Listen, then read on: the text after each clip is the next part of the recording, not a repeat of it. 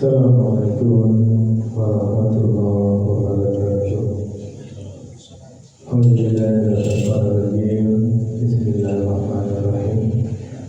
Alhamdulillahirabbil alamin. Asyhadu an la ilaha illallah wa asyhadu anna Muhammadan abduhu wa rasuluhu la nabiyya ba'da. Allahumma shalli ala sayyidina Muhammad wa ala ali sayyidina Muhammad. Ibadallah, ittaqullah, ittaqullah wa taqullah wa la tamutunna illa wa antum muslimun. Faqala ta'ala fi kitabil karim, a'udzu billahi minash shaitanir rajim. Bismillahirrahmanirrahim. Alif lam mim. Dzalikal kitabu la raiba fihi hudan lil muttaqin. Sallallahu alaihi. Bapak Ibu yang sangat kami muliakan, alhamdulillah bersyukur kita kepada Allah kembali dengan izin Allah kita mampu meninggalkan aktivitas kita dan hadir di masjid ini. Tentu kita sangat berharap hadirnya ibadah di masjid ini benar-benar tercatat di sisi Allah Subhanahu wa Ta'ala dan kita semua mendapatkan pahala terbaiknya. Amin ya Allah. Amin. Bapak Ibu, kita lanjutkan hikmah dan pelajaran dari ayat suci Al-Quran.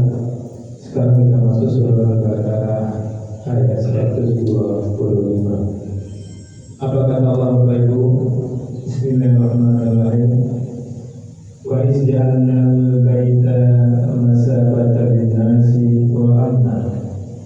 Dan ingatlah ketika kami menjadikan rumah masjid Ka'bah tempat berkumpul bagi manusia dan tempat yang aman.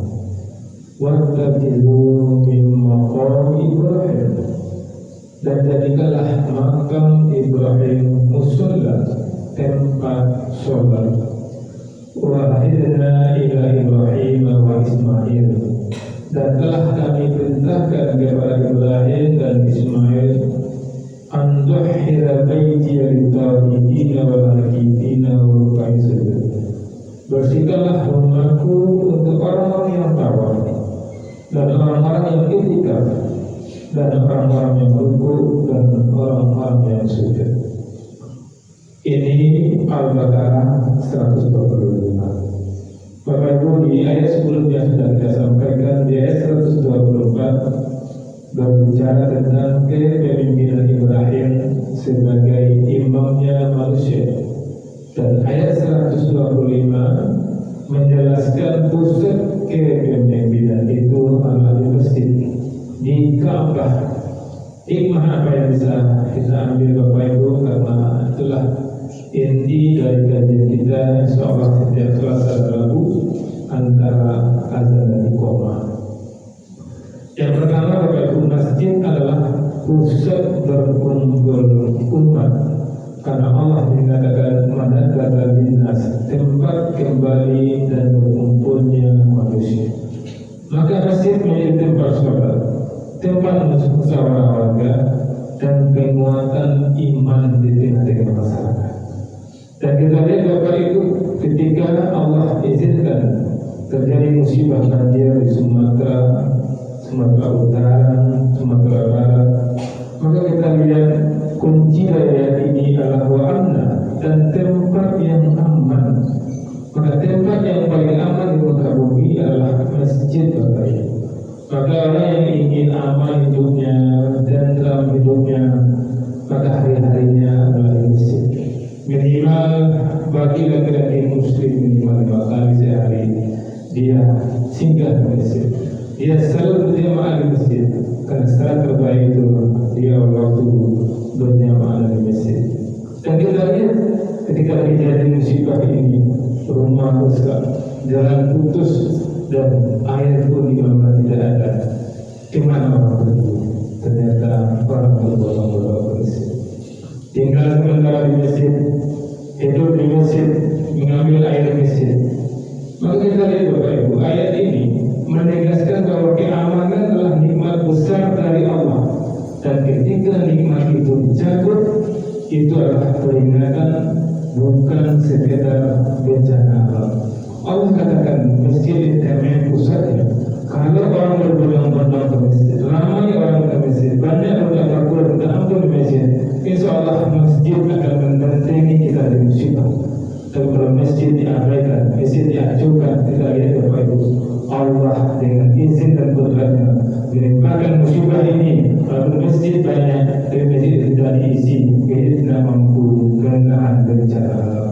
Maka belajar dari kejadian ini, dan Allah mengatakan dalam surat Al-Baqarah 125 itu bagaimana Allah perintahkan Nabi Ibrahim untuk menjadikan Ka'bah sebagai pusat pemerintahan, maka jadikanlah masjid ini Bapak Ibu sebagai benteng.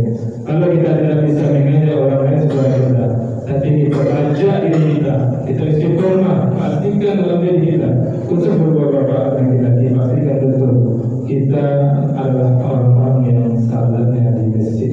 Sestruktur apapun kita, kurang mood kita, kurang nyaman kita, kurang gairah kita, tetap ke masjid. Tetap kita paksa diri kita ke masjid.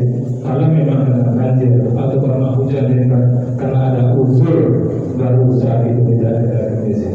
Jadi itu poin yang pertama dari Al-Baqarah 125 ini. Masjid adalah pusat berkumpulnya umat, dan kenyataannya tidak dijadikan tempat berkumpul. Kapan berkumpul? Ketika ada musibah baru berkumpul. Padahal Bapak Ibu, kalau kita selalu berkumpul di masjid, musibah insya Allah akan Allah jauhkan. Kemudian yang kedua, masjid tempat kembali saat bencana. Karena kunci yang Allah katakan di sini, masalah benas tempat kembali manusia. Saat banjir seperti kami katakan tadi, para mengungsi, masyarakat mencari perlindungan, maka masjid sering menjadi tempat evakuasi, posko bantuan, tempat doa dan ketenangan. Maka Bapak Ibu jadikan ini selalu masjid tempat evakuasi, tempat posko bantuan, tidak hanya ketika bencana, tidak bencana pun bisa dijadikan tempat evakuasi. Evakuasi apa? Evakuasi orang-orang yang tidak salah, evakuasi orang-orang bermaksiat. Maaf dari kawan-kawan kita dari jemaah kami, benar-benar menjadikan masjid tempat evakuasi. Mereka datang ke lapau-lapau, mereka datang ke tempat orang-orang yang domino, mereka evakuasi orang-orang yang domino berbudi ke masjid. Di masjid mereka taskil, di masjid mereka berhidayah. Inilah sebenarnya fungsi masjid Bapak Ibu. Kawan-kawan kita dari jemaah kami telah mengambil ini, maka peranan ini juga kita ambil sebagai pengurus masjid.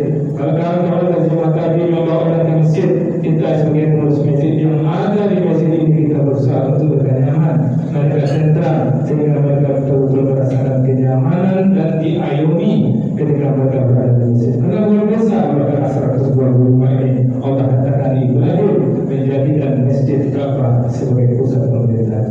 Kemudian tentunya Bapak Ibu, hikmah yang bisa kita ambil dari Al-Baqarah 125 ini, dan berkenaan dengan musibah terjadi, perintah membersihkan rumah Allah dan banjir. Allah katakan ayat ayat bersihkanlah rumahku. Makna membersihkan bukan hanya sapu dan pel, tapi juga membersihkan niat. Pastikan kita ke masjid ini benar-benar tidak tercatat saja di mata manusia, juga tercatat di sisi Allah Subhanahu wa Ta'ala. Kami ada di sini kami bisa mencatat semua yang ada di bawah ini. Tapi apakah yang kami lihat juga akan dicatat oleh Allah Subhanahu wa Ta'ala? Allah hanya mencatat orang-orang yang hadir benar-benar karena Allah. Kemudian apa yang harus kita bersihkan? Kita membersihkan kezaliman. Kalau ada di sekitar kita ini orang-orang yang zalim, yang hadir kita datangi, ada kezaliman itu segera menjadi. Kemudian apa yang bisa kita bersihkan di masjid? Membersihkan kerusakan lingkungan. Pastikan orang yang dari masjid ini, sekitar masjid ini bersih. Orang beriman itu bersih, maka diawali dengan masjid yang bersih, halaman yang bersih, dan jalan yang bersih di sekitar masjid. Kalau pengurus masjid sepakat mengamalkan ini, dan banyak masjid yang ada di sekitar ini, minimal di dekat masjid sudah nampak kebersihan Islam, sudah nampak kebesaran Islam.